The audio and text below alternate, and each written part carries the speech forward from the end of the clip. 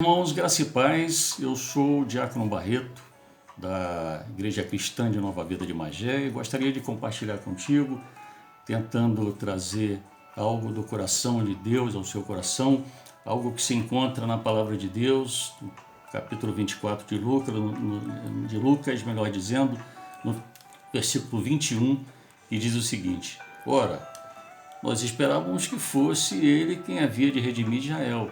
Mas depois de tudo isso, e já este terceiro dia, desde que tais coisas sucederam, nós vemos nessas palavras algo muito marcante no coração desses dois discípulos que estavam caminhando numa direção contrária e estavam sendo movidos por duas coisas, que basicamente são duas coisas que têm movido muitos corações nesses dias de pandemia, nesses dias de medo, nesses dias de frustração.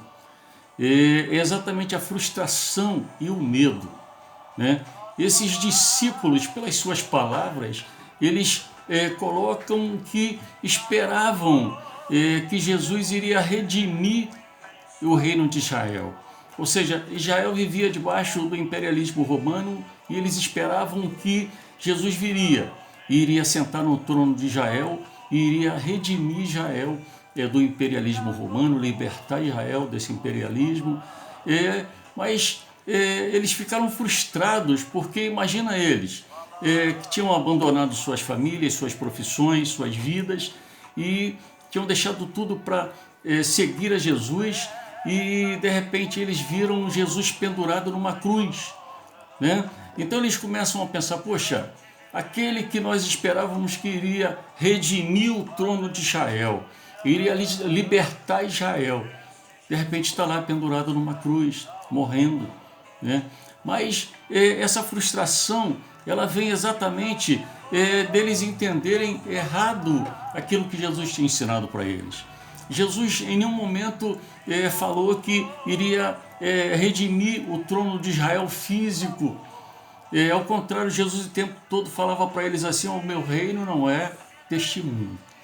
Mas eles esperavam isso, que Jesus iria sentar no trono de Israel e, em função de esperar dessa forma, em função de esperar de uma forma errada, eles se frustraram. E, além da frustração, uma segunda situação que estava acontecendo com esses dois discípulos, né, que estavam caminhando para uma aldeia chamada Emaús, que ficava a 12 quilômetros de Jerusalém, ou seja, no sentido contrário àquilo que Jesus tinha orientado para eles fazerem, ficar em Jerusalém, exatamente além da frustração, o medo. E eles estavam pensando, poxa, nós temos que nos esconder, porque se prenderam o nosso mestre, certamente virão atrás de nós e irão nos prender também.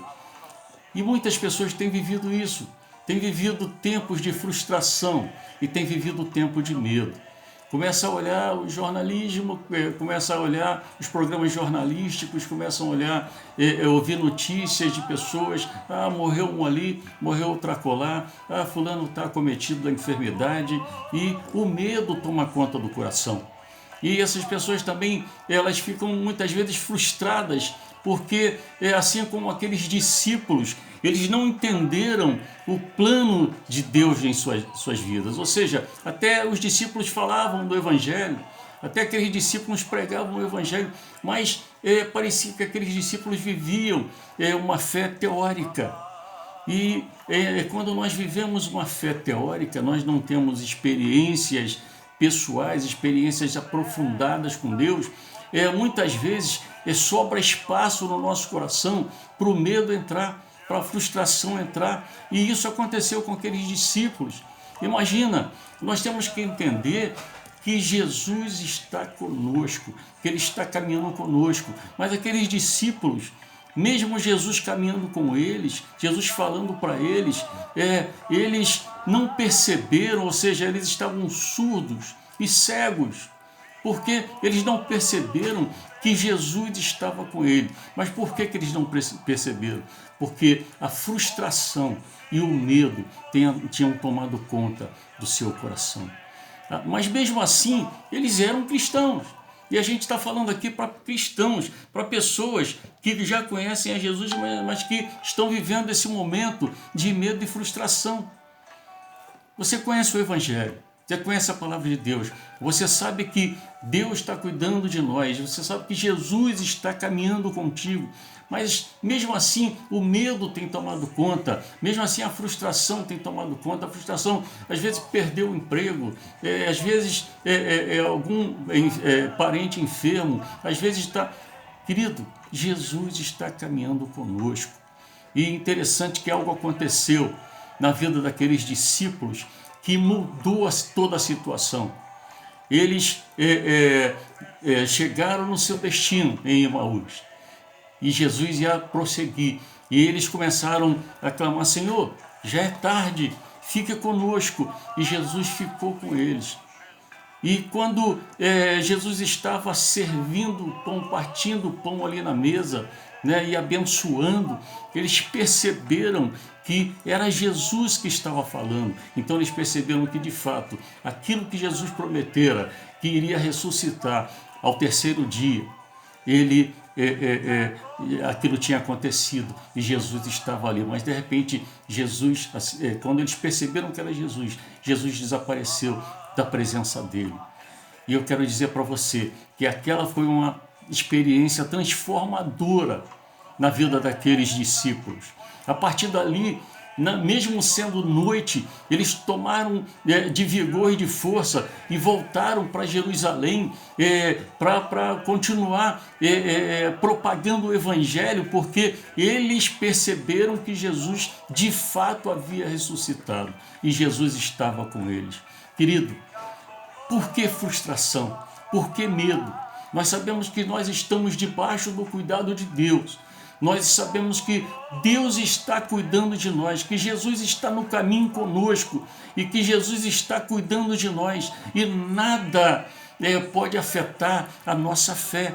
E quando nós deixamos que as frustrações dos problemas do dia a dia, dos medos e os medos das situações que têm afetado e têm assolado toda a humanidade, quando nós permitimos que isso assole as nossas vidas também, nós estamos mostrando que nós vivemos um evangelho apenas teórico, assim como no primeiro momento aqueles discípulos estavam vivendo. Jesus nos chama para vivermos experiências com Ele. E essa é uma grande oportunidade de vivermos experiências pessoais com Deus. É no deserto que o povo de Deus teve os grandes livramentos e as grandes experiências com Deus. E nós vivemos um período de deserto. Um período no qual Deus nos conclama a estarmos buscando a presença dEle, reconhecendo que Ele está cuidando de nós. Querido, assim como Jesus estava acompanhando aqueles discípulos até Emaús, Jesus está já acompanhando a sua vida. Jesus está tirando as escamas do teu olho. Jesus está tirando as vedações do teu ouvido para que você ouça a voz dEle, para que você o enxergue e perceba que Ele está contigo. Mas é necessário que a gente reconheça que Ele está conosco. E é mais necessário ainda que a gente viva um evangelho não teórico, mas um evangelho no qual nós de fato possamos perceber ou possamos deixar que Deus assuma o controle e possamos ter experiências diárias, pessoais com Ele, através da sua palavra, através de buscá-lo em oração, através de perceber que as mãos dEle, confiar completamente que as mãos dEle estão sobre as nossas vidas. Querido, Jesus está caminhando contigo, assim como Ele estava caminhando com aqueles discípulos ali frustrados e com medo. E Jesus quer se revelar e trazer uma experiência nova para a sua vida. Ele deseja que você tenha em seu coração uma fé que não seja uma fé que te leve um evangelho teórico apenas religioso, um evangelho só de resultado. Não, Jesus quer que você tenha uma renovação. Ou seja, Ele nos chama para uma renovação espiritual. E Jesus nos chama também para um avivamento. E esse encontro com Ele, essa confiança nele, essa experiência que nós teremos com Ele, de reconhecer que Ele está caminhando conosco, vai nos levar ou seja, nessa situação que vivemos agora de grande deserto, mas vai nos levar a termos um grande avivamento em nossas vidas. Mas basta que nós reconhecemos que Deus está no controle dela, entreguemos a nossa direção, né, a direção da nossa vida nas mãos de Deus, e possamos fazer como esses discípulos fizeram, convidar: Senhor, fique conosco, nosso amado e bom Jesus. Esse é o convite que nós temos que fazer todos os dias. Senhor, neste dia, fique comigo. Senhor, fique com os meus familiares. Senhor, eu sei que o Senhor está caminhando essa caminhada comigo. Eu sei que o Senhor está caminhando essa caminhada com os meus familiares. E isso vai fazer com que a paz, que excede todo entendimento, invada o seu coração. Faça isso em nome de Jesus. E o meu desejo é que você tenha mesmo nesse deserto, bênção sobre bênção, e que Deus te abençoe rica e abundantemente. Amém.